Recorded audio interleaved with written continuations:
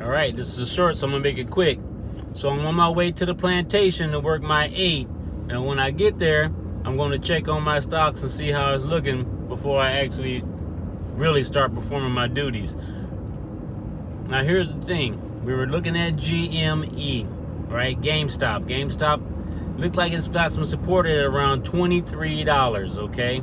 I already bought some more in at 23, and it seems like a good support area. Now, of course, we're going to use 22 as our stop. If we fall back, drop below 22, then you know we're out of the trade. All right, maybe even a little sooner than that. Okay, depending on how much you want to risk on your trade. Now, most of us that got the call out on Sunday, you know that we got in at around 22 or so. All right, so anything below that is going to be our stop. But yeah. So right now, 23 looks like the next support level. We want to get a push up higher and try to push up through 24, 25 or so before we hit into Thursday, Friday. Wednesday, Thursday, Friday are usually, Wednesdays and Thursdays are usually down days. So we want to make sure that we're prepared for that. Okay, but don't get too weary. Now, the problem with GME is that it's heavily manipulated, so we got to watch out for that as well.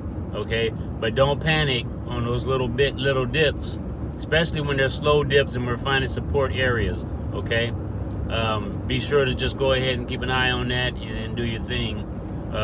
When it gets into those areas, you know, you might want to load up some more, but at the same time, you might want to work on your dollar cost average and try to figure out, okay, how much you're going to risk on the trade, or how much you're risking on the trade at that time if you continue to add to the trade. Of course, the amount you're risking is higher the more you add to the trade. All right, so that's all I got for now. Sorry about the glare, but hey, I got to get over here and do my thing here so I can get back and do my thing there.